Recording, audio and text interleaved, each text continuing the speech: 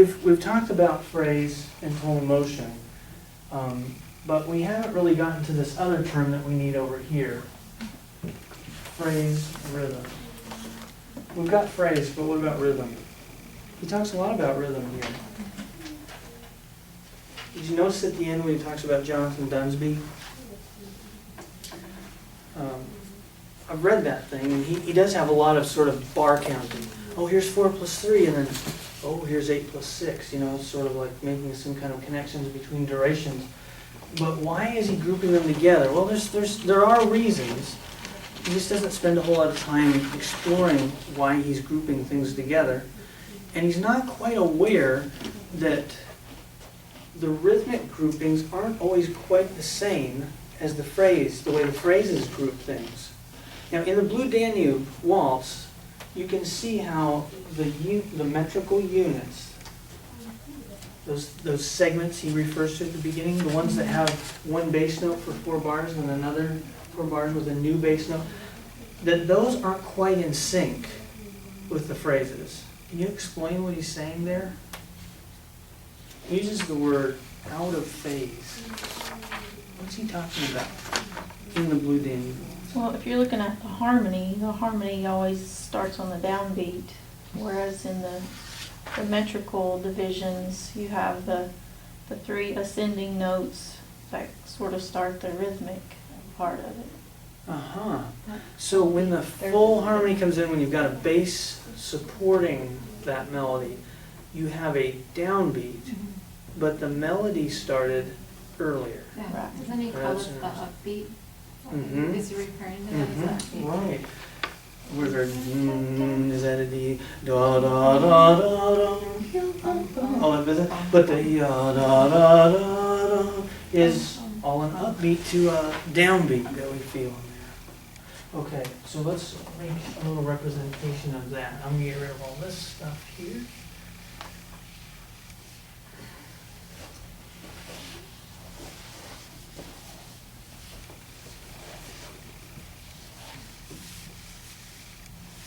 Okay, so in this example you have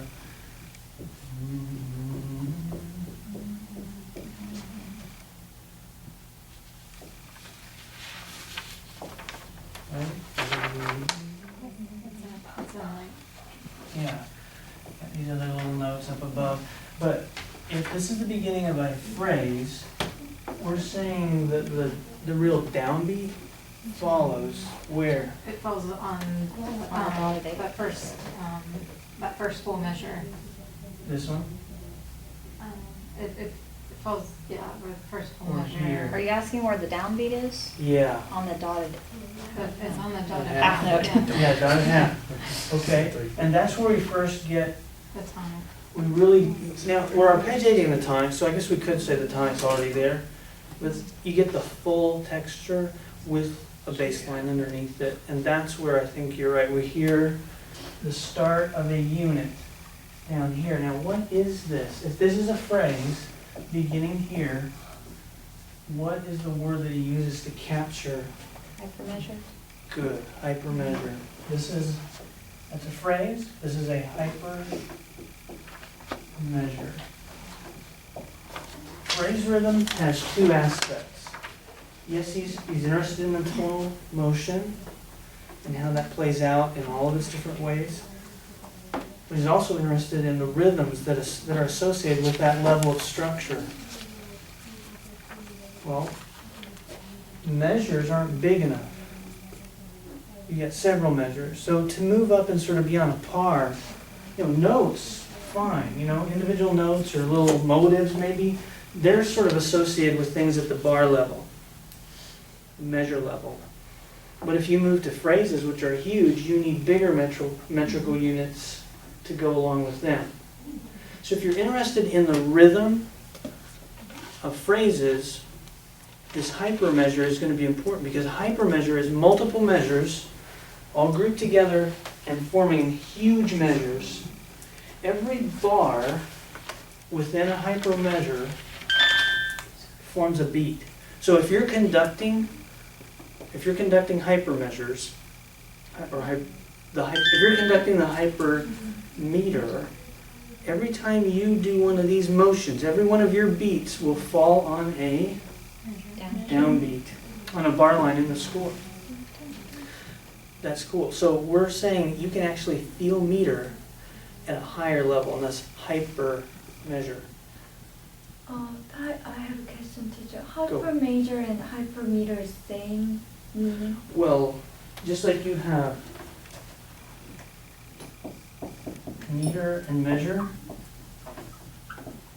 meter is this whole effect that we're talking about. It's the whole phenomenon of you going, I expect something to happen, something to change here. I expect a chord change, usually at those points where we put a downbeat, right? He breaks this down into two main things. For meter, you need, you remember? There are two things that you need for meter to emerge. Equal size measure groups. Good. Equal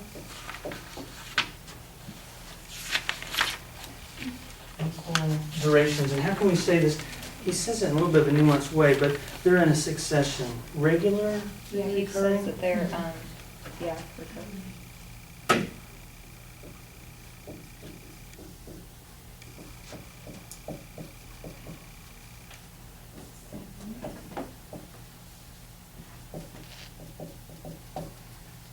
So you need durations articulated in a row that keep coming with regularity, and then you can start to predict when new things are going to happen. And when you sync up with the music with this prediction of something new, something new, something new, you've got one thing that will help you make meter in your brain.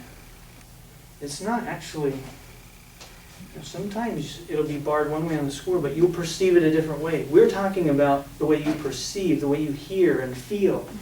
It's really how you listen. You sync up, there's got to be a C in here, There you go.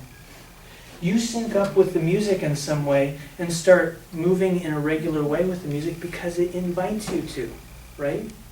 You need regularity, you need equal units, or else you can't sync up with it. If it's irregular and crazy like some atonal music, you can't find a pulse, you can't move with it in a regular way. That's a prerequisite. What's another prerequisite that he gives for meter? A definite pattern of like alternating strong and weak measures. Good. Pattern.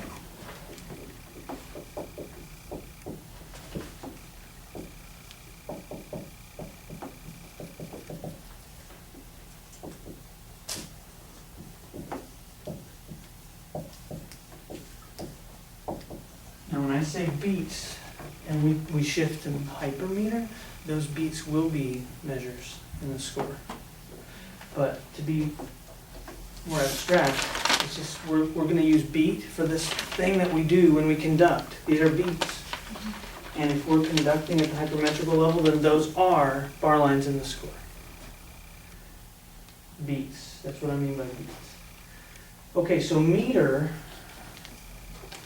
is you syncing up with the music and moving in tandem with it in a regular way. That's not just this, marking off equal spans, but making a difference between those beats and saying some of those are more significant than others. 1, 2, 3, 1, strong, weak, weak, strong, weak. That's called triple meter. But if we feel it as strong, weak, we're hearing, yes, a pattern, strong, weak, alternating back and forth. In twos, then we have duple meter, right? So meter is the combination of these things. Equal spans marked off in time, but differentiated into strong and weak. Okay, that's meter. But what's a measure? It's one iteration of that pattern of strong, weak, weak, or strong, weak. If it's triple, it'll be strong, weak, weak, done. That's a measure. So a measure is one unit inside something that you're hearing metrically. When you hear meter, one of those patterns is a measure, right? When there's meter, there's this pattern of strong and weak. One statement of that pattern is a measure. Now, when we talk about hypermeter, we're saying if the score is doing this,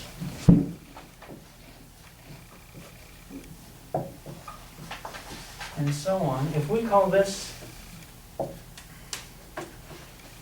a hypermeasure, then we're hearing hypermeter. And this is one big unit where we go 1, 2, 3, 4, just the way he does in the score. 1, 2, 3, 4. That was a hypermeasure. But what's the hypermeter? It's quadruple meter. 4 beats per hypermeasure. So this is a unit, and that's the phenomenon overall. That's you working with the music in that way, syncing up with it in that way. Like the time signature. I'll talk to you more about it later, though, if you've got more questions. Consider it maybe more like the meter is like the big picture of it all. Looking at the big picture and then the measure is confining it to One little unit within Right. it. Let me see if I can pull up the blue band now. Okay, let's conduct with it. Let's try out his 4s when it comes to the tune, the main tune. That's gonna be loud enough.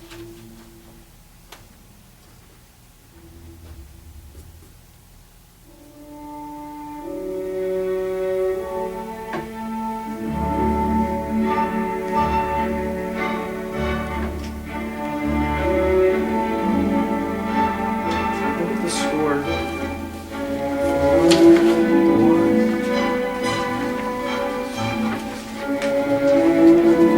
Try to speed up.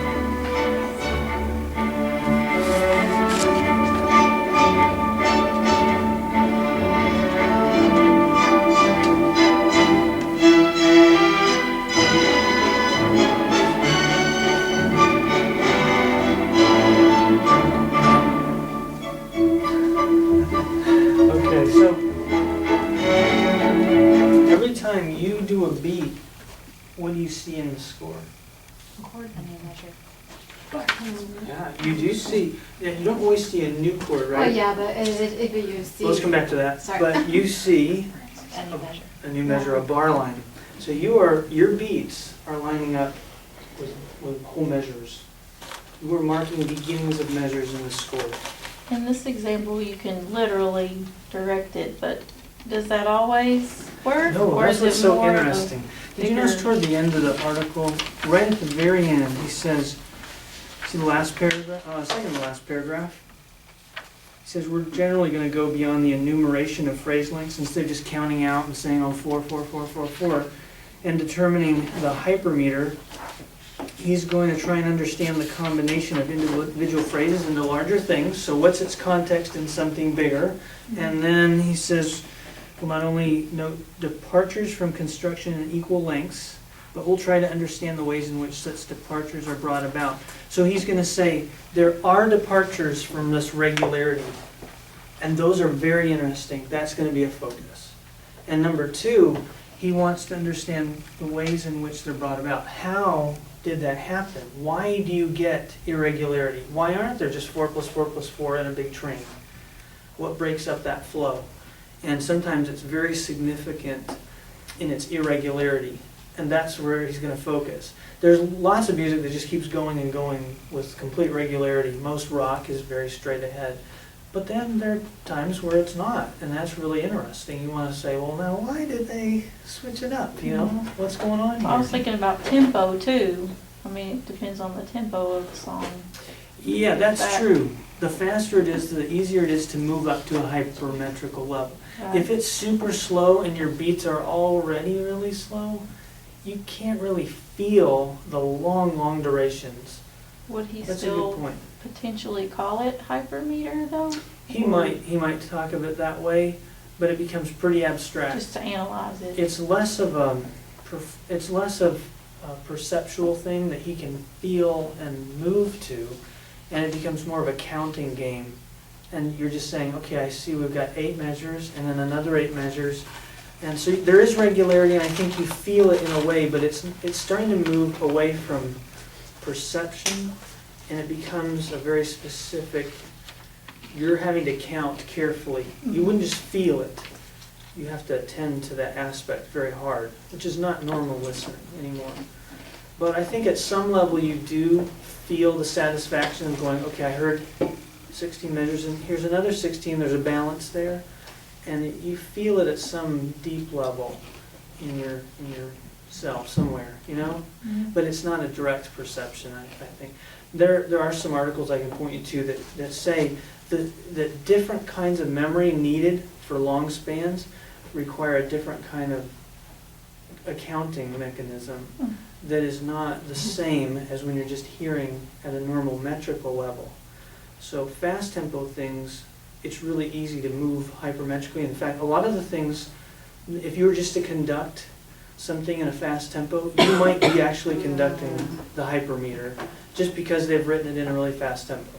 Mhm. And really, it's a bunch of 1, 2, 3, 1, 2, 3, 1, 2, 3, 1, 2, 3s, and so you're not going to be, Right. frenetically conducting. The conductor has to move to conducting bar lines and grouping them in 3s or 2s or whatnot. And sometimes the composer even says so. Tre battute, says Beethoven at one point in the Ninth Symphony. He's saying, conduct the in 3s, measures in 3s. And then he has to say that because it shifts. When you've got play between duple and triple at the hypermetrical level and you're conducting there, you need to switch. And so he's telling the conductor, switch here, which is interesting. So Beethoven was thinking hypermetrically. He would have said, change your conducting pattern here. Yeah, so yeah, it is, tempo is a big factor here as to the way you hear hypermeter. How palpable is it? Or how sort of abstract is it? Yeah, that's a good point. Okay, so we're saying that phrase rhythm is really a couple things. Yes, it has to do with phrase structure.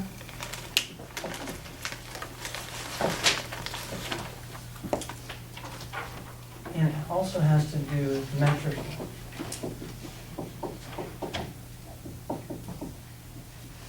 Okay, so he also makes the point that phrase structure is hierarchical. Small units become parts of bigger units, become parts of bigger units, and so on. So there are many levels here. He uses phrase, and then he divides those into smaller units. What are those called? Subphrases, good. Subphrases. Not the most creative word, but it works. Smaller than a phrase, subphrase. Down a level from phrase. It's good, it's evocative. Sometimes those subphrases will be motives. Sometimes they just are smaller units within it. Maybe bigger than a motive. Who knows? But there can be all sorts of things that qualify as smaller units within a phrase. Okay, how about bigger? If you go bigger, phrases tend to combine into what? You mentioned Edelweiss. Went to scale degree 2, there's a phrase. Went to scale degree 1, what's that bigger unit called? Good, a period. Yeah. Yeah, did you say that? Yeah, that's right on, period. Thank you. We made a little diagram that showed the period structure of Edelweiss. So, phrases form periods, and then those can be sections within a piece, or you could have larger sections up here, whichever, depending on what makes sense in that given piece. And finally, you put all those sections together into the piece itself. Whoa, AI my. piece. Nice. Okay, I'll get that right. Piece. Or I should say the movement, right? Because you might have multi-movement piece. So let me write movement up there. Okay, so we got this big unit, the movement. We can divide it out into sections, divide it up into sections. And those sections might actually be periods. They might be separate too.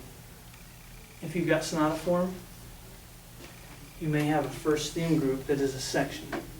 That might be a phrase, but it might be multiple phrases too, so that's why I have to kind of qualify that. Who knows how many levels we'll need up there. But at some point, we'll probably end up with periods that subdivide into phrases, which subdivide into sub-phrases, and then we might even chop it up into smaller bits. Really small units like motives. Okay, so that is the hierarchy we're talking about when we talk about the phrase structure. We have levels from small to big. Metrical structure. Well, we have measures. Divide measures into smaller bits. What do we have there? Beats. What about smaller divisions of those beats? And we can go to subdivisions and so on. Smaller and smaller. Now we have a term for what we get when we move up a level for measures and group them into metrical units. What are they? Super measure? No. No. Sorry. Hypermeasure. Hypermeasure. Oh, Yes. sorry. I was thinking big. Wrong word. Okay, so if we have, let's say we're dealing with 2-4 meter. 2-4 meter, what's the measure length? Start here, maybe it's easier there. How long are the beats? In front? 2 beats per measure, that's true, but how big is the beat? What's the beat unit? Wait. Quarter is the beat, right? So beats are going to be these. What are measures going to be in 2-4? Half note. Yes, half notes. That's a measure long. Measures are that long. Now, I don't know how long the hypermeasures are until you tell me if it's a duple hypermeter or if it's a triple hypermeter. Let's say it's a duple hypermeter. So we're going to just say, we're going to make this duple up here. And if that's true, how long is the hypermeasure?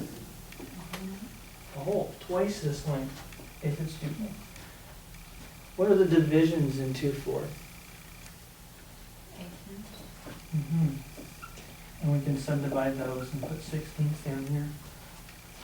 And we all know about the funkiness of like 6/8, right? Where you get beats that are like this. And so measures become, oops. Get that out of these. Right? You know about this too. It gets a little more crazy because what we're doing is we're saying there are 6/8 notes per measure. Weird. 2 of these per measure. 2 of these per hyper measure if it's duple. I'll let you ponder that. But if you need to go back and look at an early textbook, you can.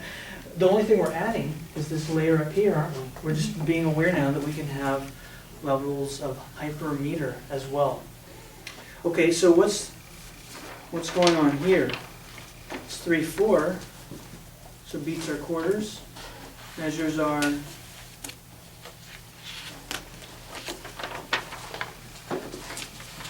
what's with me now? Measures are dotted halves. And hypermeasures, if he's counting like this, are 16 beats. a long way. I just can't how many beats are in there. Okay, so these two would make one of these two make one of those, and then we dot them, we got the same thing. So what I need is one of these guys, and I'm good. There. A dotted brev. Now I've got the hypermeasure. See what's going on there? Wonderful. Yeah, anyway. Just to put it back in Blue Danube perspective, that's our hierarchy there. Okay, so both are hierarchical. There are levels, and the units in one level combine to make units in the next higher one. Combine them, put them together, and you move up, right? Okay, so what we've got now is hypermeter, and let's define that. So actually, let me do that second. We're talking about what meter is. Let's just give a thumbnail sketch of what, I'll put it up here. Hypermeter. Can you give me just don't give me a technical definition, I just want a handle on it for the future. How are you going to remember what hypermeter is? Go ahead and write something down right now. Write down what it is as kind of a rule of thumb, as a way to get at it in your own words. If that means you need to write down some characters in a non-English language, that's okay too. Just make sure you write down what you know it to be, and then share your definition in just a second. See, there's one more thing I need to say. Okay, so this is very regular looking, but to your point again, irregularity is where all the fun is. So that's where he lives. When you're dealing with, when you're analyzing an actual piece of music, most of the fun is in figuring out, why is this not regular? Why is the pattern broken in some place? Hypermeter is all about regularity, but there's a lot of irregularity there too, and that's what's really interesting. Similarly, rhythm isn't really interesting if your phrases are going along in 4-bar units the whole way. I mean, what's there to write about? It's simple. So rhythm becomes more interesting when you get irregularity, when units overlap so that, yeah, they're 4 and 4, but if you're counting, you get 1, 2, 3, 4, and then you, shoot, 2, 3, 4, and you just lost the measure because you counted it twice, and you get this effect, this crazy thing happens there, and you feel the impact of that switch, called the metrical reinterpretation. So it isn't just 4 plus 4 anymore, there's something that's happened there, an irregularity that makes, it has a musical impact, and the listener feels it in a special way. There are all sorts of neat effects that are going to come out, because rhythms are, the interesting ones are not just regular the whole way. There's some kind of variation going on for an artistic purpose, and it makes it a wonderful thing to explore because there's so much variety. You might look like, oh great, we're just going to be counting 4 plus 4 plus 4 and then grouping those into 8s, 8 plus 8 plus 8 plus. No, it's a lot more interesting than that. Things in real life get complicated really fast, and there are a lot of neat effects that go with them that make it an art instead of a counting game, okay? Which is wonderful. That's what we want. So he's opening up some really neat things. That next phrase, he says, in particular, we will consider relationships between regular or expected phrase lengths and irregular or unexpected ones. So we're interested in hypermetrical anomalies, but we're also interested in phrase length anomalies, unexpected, irregular things. And he also is going to be interested in the relationship of phrase rhythm with form. Where do these things happen in the piece, in the bigger scheme of things? What's their purpose in the bigger plan of the work? Okay, so that's where we're headed with that. Any questions about that? Yes, Rebecca. So hypermeter always, conducting always follow with the hypermeter. You can choose to take a sleeping pill and then conduct. Then, That's like as slow you're trying to mo. stay awake, you will squeeze through parts and go very slowly. Then you will be conducting hypermeter. Don't take caffeine. If you drink coffee, you might be accidentally conducting levels down here. So if you have enough caffeine, you might even move down. Oops, I'm in the wrong place. You might even move down to divisions because you're so frenetic, so wired that you're going, hey, I can hear this music in this way, woo, woo, woo, and everyone else is going, because you're spinning really fast. So I need to decide 1, 2, 3 for hypermeter, and after I need to do hypermeasure 1, 2, 3, 4, and then I need to do hypermeter. So hypermeter can be changed when they meet overlap. So 1, 2, 3, 1. Is it right? Right. That's good. That is a hypermeter. You're still using the words in a little bit of a funny way, but you're on the right track. Because if you are counting measures, 1, 2, 3, 4, 1, 2, 3, 4, 1, 2, 3, 1, 2, 3, 4, as you were just doing, you are giving me, you're defining for me the hypermeasures. When you start over on 1, I know you're giving me a new hypermeasure. Yeah. Okay, so in the score you'll be writing 1, 2, 3, 1, 2, 3, or 1, 2, 1, 2, 1, 2. One of those numbers per measure in the score. So there, for each bar line, I'll see one of your numbers, Mhm. and I will know that you are giving me hypermeasures. And for as long as the 1, 2, 1, 2, 1, 2 thing goes on, you're giving me a duple hypermeter. So my For as choosing- long as you do that, however many hypermeasures you put together, that is one hypermeter if you keep on doing 1, 2, 1, 2, 1, 2, 1, 2. So like my choice, like Mhm. duple or triple. It is your choice, yeah, it's you interpreting it, because the composer's not going to let on, except in a few rare cases. It's you interpreting it. Then if you switch over and go 1, 2, 3, 1, 2, 3, 1, 2, 3, you just change to a new hypermeter, Mhm. and there are many hypermeasures within it. Does that make sense? You change from a duple hypermeter to a triple hypermeter. And each one of those involves many hypermeasures of 2 bars and of 3 bars in the triple. Triple, 3. Does that make sense?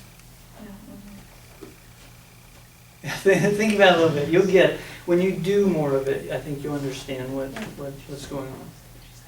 Is this kind of like the Shakir, I don't know how to say it. Shinkiri. Yes, analysis, it can be done on any piece of music, or is it just certain pieces, or? It's not every piece, in either case. Okay, Not everything has a hypermeter, just like not everything really has measures. I mean, they might use them as a convenience on the score, but some music doesn't have a meter, right? And so some music definitely doesn't have, you can have a meter and no hypermeter too. If you have enough irregularity at those levels, you won't have, you need the regular recurring business. You need some regularity or it won't happen. So it's not a given. You can't Okay. assume that you've got hypermeter. You can only sort of change your attention to larger spans and see, do I feel regularity, and does that induce a feeling of strong and weak at those larger, slower moving units or not? And if you answer yes, then you've got hypermeter. do they just notate, or like if you're writing about it, do you just notate it same way you would meter? Like 3 You over can. 4, 2 over You 4? can, but the or- durations are so long, we usually count measures, because measures usually are more friendly units. And then we just say, well, measures are there to measure stuff, right? To get some sense of duration. So we use them for that purpose. We'll say the hyper measure is 4 bars long. So we'll use them to count. We'll use the measure units to say, okay, we've got 3 bar hypermeasures. Instead of going to these big, huge durations and trying to deal with them, it's easier to use the measures as a tool for measuring out time, which is why we call them measures in the first place. They're there as kind of like inches on a yardstick to go, how many inches do we have? How many measures do we have? So we use the measures to count.